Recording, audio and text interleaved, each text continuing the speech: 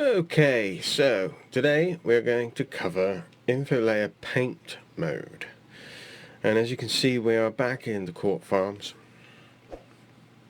and that is because this is the best way to show you. If I showed you on a blank map I would have to put fields and stuff out, and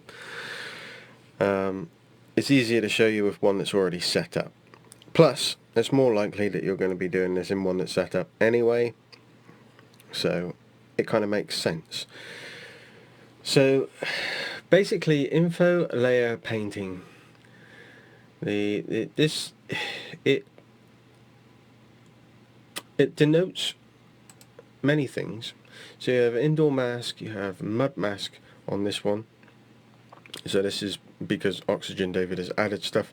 So you've got mud mask, soil map, and things which some of these aren't generally in a map, but we do have them in here. So we're going to start with Farmland first, but obviously I'll just run through these. So you've got indoor mask, mud mask, navigation collision, soil map, info layer, tip collision generated, and placement collision generated. Farmland is the one that we're going to go with to start us off. We'll go in order. I'll probably miss out the mud mask and that because I don't know, well, we'll have a look at it, but I don't know entirely how it works because I've not come across that yet. So Farmland, we're going to click. What we're going to do first is we're going to click on to our little blue pencil, terrain info layer paint mode, and if you're on Farmland, which we are, it will come up with lots of these beautiful multicolours, and these work off of bitmap technology. Basically it's like a bitmap. There's three different setups for it, and I'm not going to go too into detail. Some maps will have, I think it's 64-bit. I think some will be, no, sorry, some will be 6-bit, which will have 64 colours. Then there'll be 7-bit, which will have 120 something colours, and then there's 8, which has 254 colours, something like that. Which will obviously, if you have the extra ones, it gives you the ability to have many different farmlands. So you could have, or if you've got 256 colours, or let's say it's 256. If you've got 256 colours, you've got 256 farmlands, haven't you? So the idea of this is that the whole map territory should actually be, and I'm noticing that Oxygen David's isn't, so this, oh yes it is, okay, the whole map needs to be completely covered. So generally, if you're setting one up, if you're starting a new one, the best thing to do is cover the whole map in one specific colour, and that would generally be the colour which is going to be your boundaries. So things like here, you've got your boundary to the road, and you can see it's this funky sort of mauvey colour, and then obviously this area here, this I'm not sure which area this is at the moment, but this is a sell point. This is one of your sell point areas for grain and what have you. I'm trying to remember what area that is. I can't at the moment. It's up by the windmill. There you go. So that is, sometimes it's set up in maps where it's not purchasable. So this would come in handy if, for instance, you wanted to own this piece of land, and if the map is set up and you can't buy it, then you would come in and edit this so that you can buy it, or so that it is part of your already purchased land. I hope you're following. It's quite complicated, and it's unlikely that you'll ever get this in depth if you're just modifying a map, but only under circumstances, like I just said, if you've got an area that you can't buy and you do want to buy it, this is where it comes in handy. Or I don't really know what other reason would be, because you can buy all the fields and things if you wanted them, and if you wanted to cheat own them, then you would just use the development tools, wouldn't you? So yeah. Anyway, let's I've waffled. Let's quickly get into this just a little bit. So here you'll have lands, and then you'll have a list of the lands. So that's all the different farmlands. So we have 209. So I would imagine that this one is the 8-bit. If we've got 209 farmlands, then it must be the 8-bit, because that's 264. 7-bit is 120 something. So yeah, we must be running on an 8-bit system here for this. Let's just choose Farmland 16. Now, if you zoom out, the area that you choose, oh, it's the furthest one away, isn't it? Ceebur, of course it is. So Farmland 16 is this one here, this little narrow one, and whichever one you choose, 16, 17, I would imagine is next door, yeah, 18 is the next one along, 19 is the next one along. Whichever one you choose will show up white. That will be the one that you're working with. Here, the info channels is similar to how I was explaining in a previous episode, when you're setting up your fruit types and its level of growth and stuff like that. It works very similarly-ish.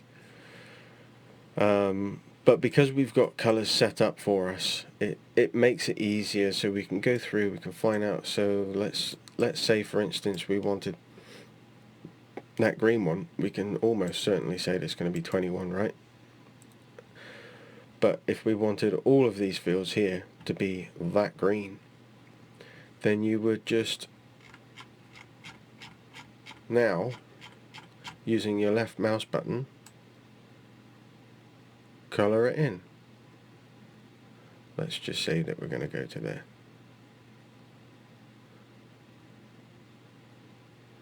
Like that. Alright, so once you've done that,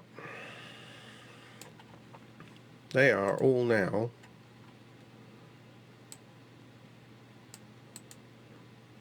green. Yeah. So that if that was our farmland, that is all ours now. When you save it and you go into the game, that's what it will be. If you didn't want it like that, then you can Control Z it to get rid of it, what you've just done, and that takes us back. Now, the problem with doing that is it doesn't always do it properly. And like I said, you need to make sure that everything is completely covered. And when you Control Z it, there is the odd time, I'm just trying to see if there is an area, but there's not. Oh, where you'll get pixel areas. Now I think that is due to Oxygen David not colouring that in properly in the first place, because I think that is that mauve colour. But there is the odd chance that you'll have areas not Control Z out of the situation.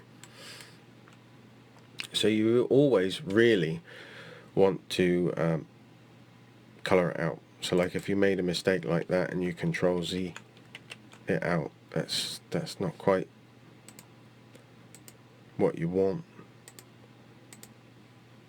You want to just go over the area to fix it, although that's pretty poor on my behalf. But anyway, that's that's that basically. There is no more to it other than complications.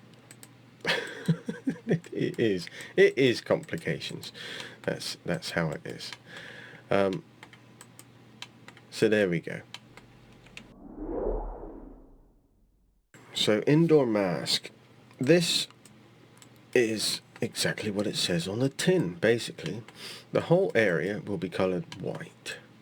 Okay, and then the areas that you need to be masked from snow, basically, and I think that's it. So it does just cover snow. Well, you need to put the mask on. I'm just trying to find an area specific. So you can see that the road itself, underneath the road, is very hard to see. But there is an indoor mask underneath that road. And that is to stop the snow from settling on those points. You can see on the stream here, on the river, we have it in there, in these areas. So that would kind of give the impression that it had been cleared, but you can see there are little areas that have been left just to give that authentic. They've left it, and that really is how it is. And you just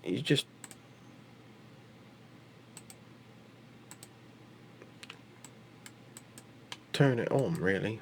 So you press 0, and then you can do your mask. Alright, you do your mask like that, and then you turn it off, and then there's your mask. Okay, so press the 0, there's your mask. We don't want it there, so we'll just sort that out, and then it's back to how it should be. It's really quite simple, that one, but that is how it works.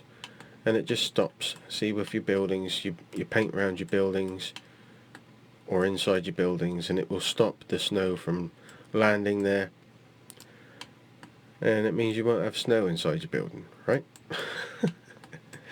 So that's quite a simple one. That's your indoor mask. You can just toggle it basically. So indoor, outdoor, indoor, outdoor. But it's better to do it like that because you can see the areas much easier. Mud mask, let's have a look at it. So how's this going to work? I would presume it works on a very similar basis as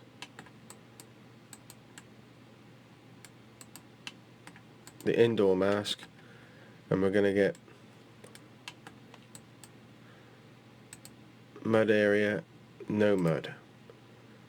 So the mud area, I would presume,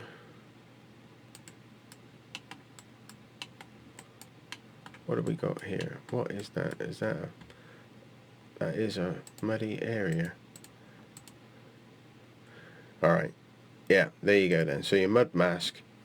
So this is okay, I'm working it out as I'm talking to you. So if you want to make your fields and tracks muddy, you'll come into here, you'll come into mud mask area,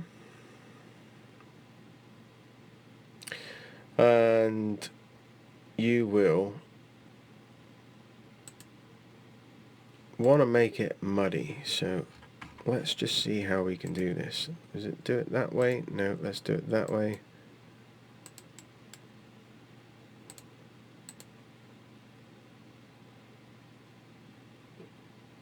I guess that's how it works.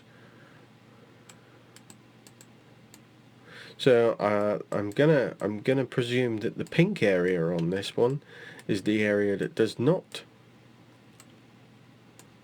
get muddy, like the snow mask. So everything that's pink is where snow would not go. So that would be the same here with the mud. So if you want it to get muddy, you need to make it white, or you come onto the white here, so you check 0, and that makes it white. I don't know, It's very confusing. And then you do it like that. How's that look? Yeah, sure. Okay, so now that area will be muddy as you like, and the pink area will not. Okay, so that's how you do it. So you basically, you come on to check 0, make it muddy, and that will be an absolute nightmare. Alright, so that's how that works. That's your mud mask. Okay, so navigation collision. Navigation collision doesn't look like the big OD has... oh, is there a bit there? There is a bit there. Okay, there. We've got navigation collision. Isn't put very much of this in. I wonder why. So where are we here? We're at the sawmill. So he's put a bit of navigation collision here. So this is all to do with your AI.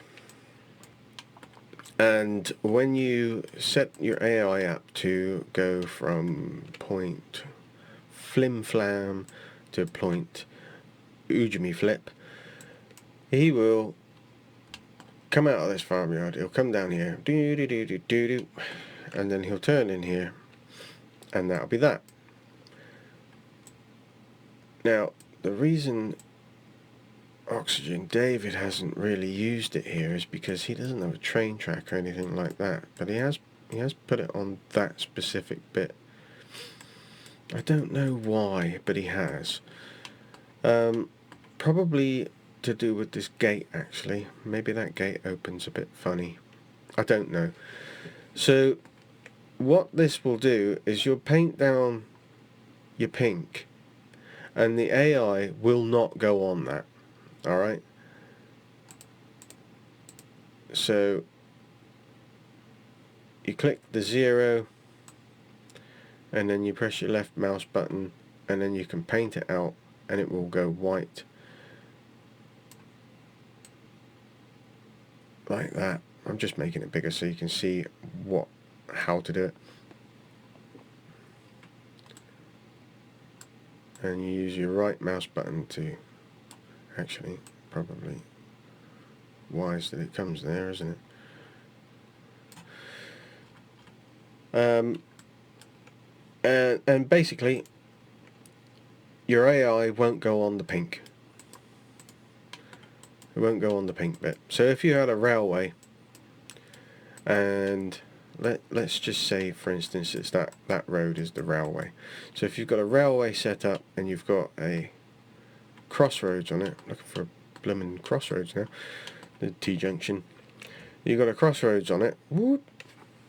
So your train's going to go across here like that, and your road goes across the track there. You would use that mask to go all the way along the train line, because if there are no other crossings on that train line, you do not want him to randomly decide, actually, if I go across here and that field and then down here, it'll be quicker. You want him to specifically go across here. So you would completely cover your railway line, except for the areas in which your road or your track will cross your railway line, or lake, or river, or stream. In fact, let's have a look, because there is a stream here. It's there. I'm surprised he hasn't put a mask on it. But yeah, that's where you would put a mask. So you've got a stream here, you would put a mask on it and say, hey, AI, don't be a doofus. Don't go in here like a stupid head. But you can go there, because that is a track that goes over, right? And then go like that. I'm surprised he didn't put that mask on there, actually. But anyway, that's not my problem. So that's how your navigation collision works. soil map. So your soil map is going to be to do with your precision farming. I don't get involved in any of this because I'm not a fan of precision farming, but this is how you will set it up. Now, I don't know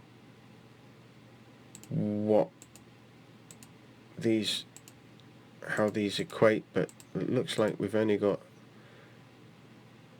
the 3 settings. So you've got 0, 1 and 2, and obviously they're going to set up, let's say, I don't know how these colours correspond to what things are, so I'm just going to throw this out there. Let's say that the pink is clay, let's say that the green is sand, and let's say that the yellow is chalk. I'm not actually sure what we've got in precision farming, I can't remember.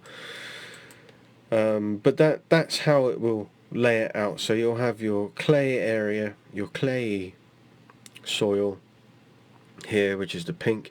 The green will be your sandy type, green sand type soil, and then your yellow will be your chalky sort of stuff. And that's basically as simple as it gets, as easy as it gets. Let's see. Obviously 0 is the pink, so that will be pink now, right?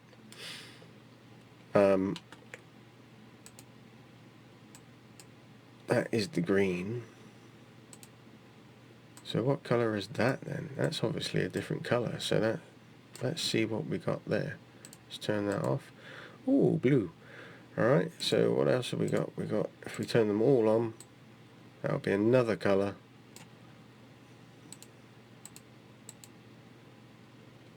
Which is grey, by the looks of it. And another colour. Let's see what that one is. Purple, or kind of purpley pink. So it looks like we've got 1, 2, 3, 4, 5. 1, 2, 3, 4, 5, 6. Because there's a fun. No, that's not 6. 1, 2, 3, 4, 5, 6. Oh, I'm getting confused. Anyway, that is exactly what a soil map is. So info layer within info layer. I have no idea what this is, but you can. I don't know what the purpose of this is. It's obviously something else that Oxygen David has put in there, but I don't know what it's for. Nope. So that one is a new one on me, but it paints out like all the other ones, and you've got different colours, so let's presume that it does something specific. The only one, let's Control Z it back.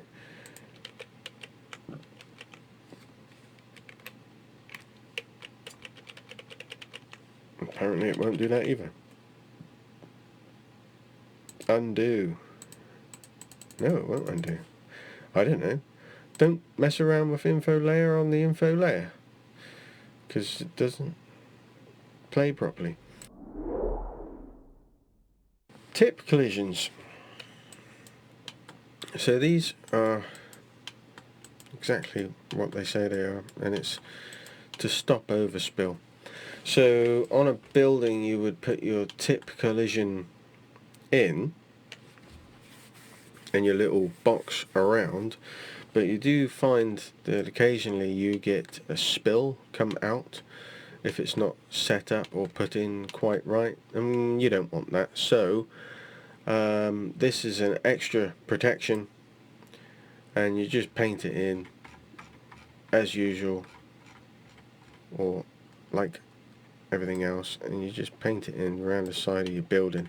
That will stop the spill from coming out. It also stops you, but so you wouldn't be able to just pull up on the side there and be able to tip on that. It will stop you. It will say, "No, stop it." Tip collision generated.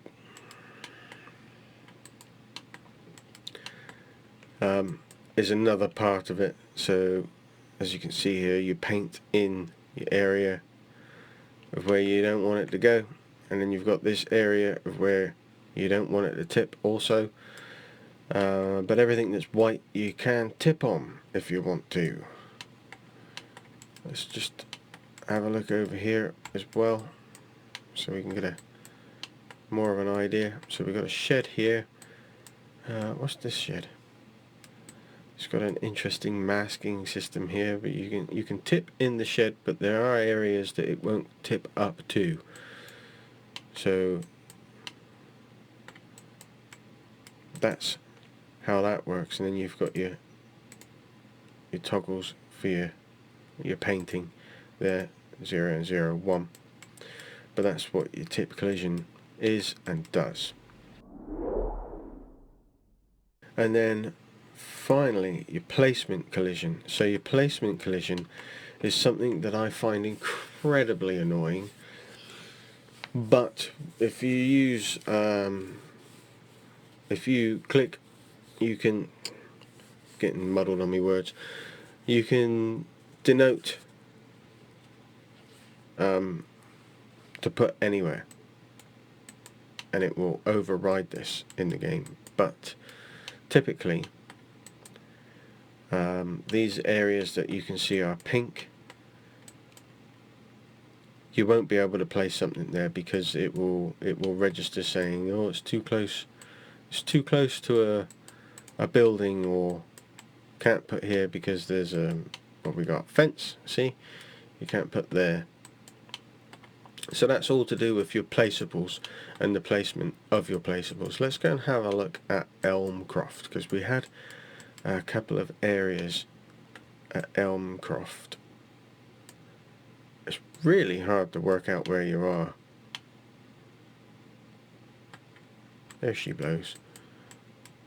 So I had a issue with placing here, if you remember, and we do have a placement collision, which will stop us because of the caravan and the rubble. And here, and this is, if you remember, when I couldn't level the land out, this is why. This is why. And I couldn't work it out, and I completely forgot all about this placement collision. So when we took out the rubble and everything else, and we had all this leveled land, it won't level because it's got placement collision on it. Okay, so if you've got an area that you want to sort out, that's where you need to come in and have a look.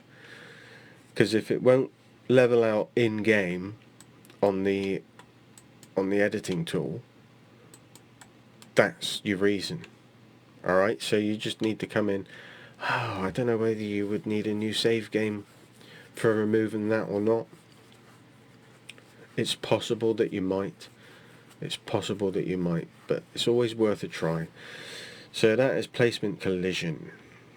And that brings us to the conclusion of info layer painting.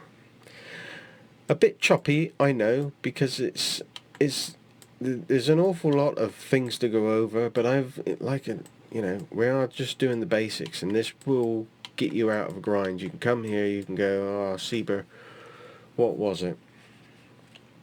And there's some very helpful tips and little tricks that will help you get around a few things if you've got a problem. For example, areas that you can't buy, areas that you can't flatten, and stuff like that. Alright? So now that we've gone over the basics of what you have, we've done the terrain sculpt mode, we've done the terrain detail texture paint mode, now we've done the terrain info layer paint mode.